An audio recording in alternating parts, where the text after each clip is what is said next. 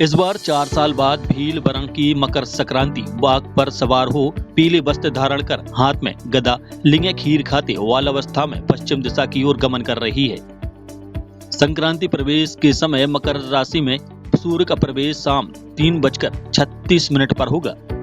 इस कारण संक्रांतिकालीन स्नान शाम से ही प्रारंभ हो जाएंगे, जो दूसरे दिन 15 जनवरी को सुबह 10 बजे तक पूर्ण फल की प्राप्ति कराएंगे।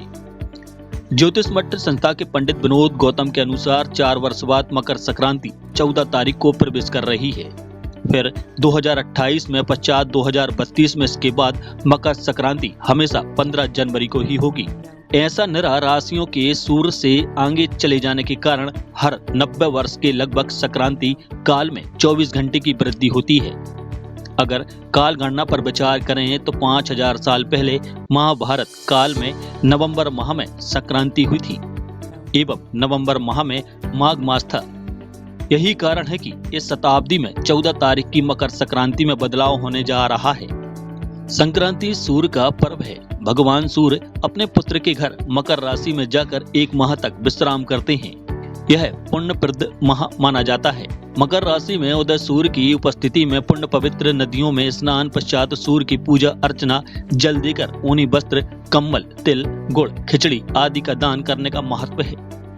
मकर संक्रांति का स्नान पूर्ण महाकुंभ के योग में होगा। निश्चित तौर पर इस बार मकर संक्रांति पूर्ण अमृतमयी है। अगर ग्रहों की स्थिति को देखा जाए तो मकर राशि पर सूर्य 14 जनवरी को 3:36 सायं पर पहुंच रहे हैं, जो कि स्नान के लिए प्रशस्त हैं।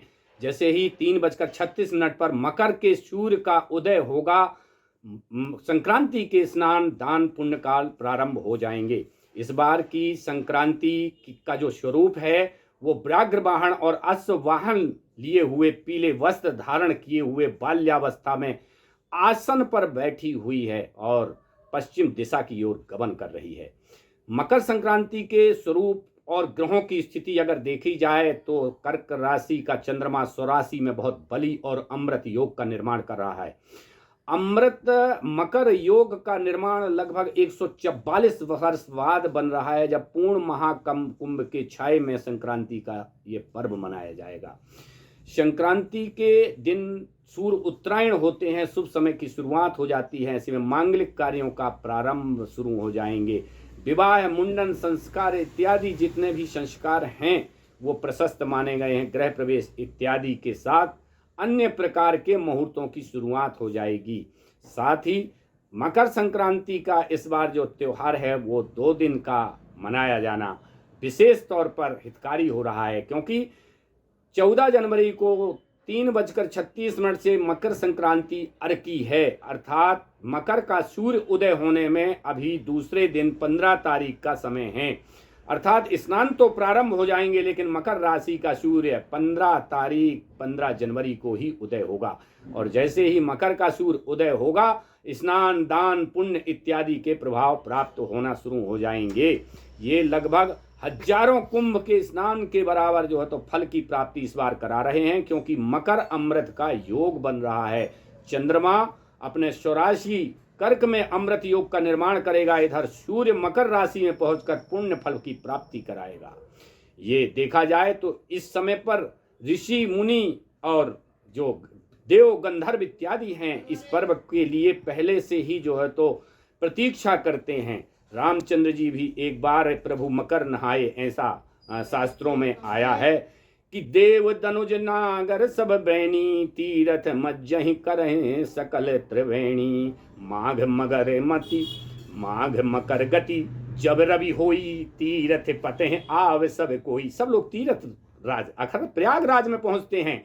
तो ऐसे में सभी के साथ में ये दुर्लभ स्नान 144 वर्ष बाद बन रहा है, क्योंकि देखा जाए तो पहले ये तारीख जो 14 तारीख होती थी मकर संक्रांति की, ये इसके बाद 15 तारीख को ही मकर संक्रांति हुआ करेगी, क्योंकि जो निर्णय राशियां हैं वो पीछे जा रही हैं सूर्य आगे जाने के कारण। जो संक्रांति का दिन है वो 90 साल में एक दिन बढ़ जाता है।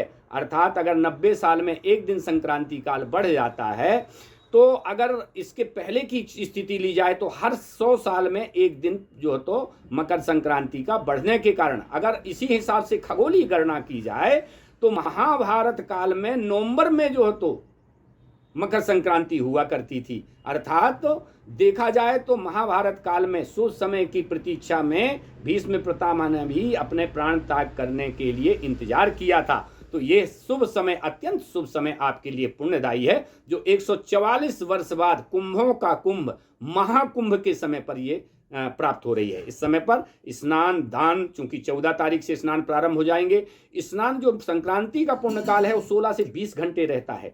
तो दान पुण्य, स्नान के बाद गर्म वस्तुएं, कंबल, गुड़ इत्यादि का जो है तो दान करना, तिल, गर्म वस्तुओं का दान करना विशेष तौर पर हितकारी माना गया। यह मकर संक्रांति सभी के लिए शुभ फलप्रद हो, इसी कामना के साथ नमस्कार।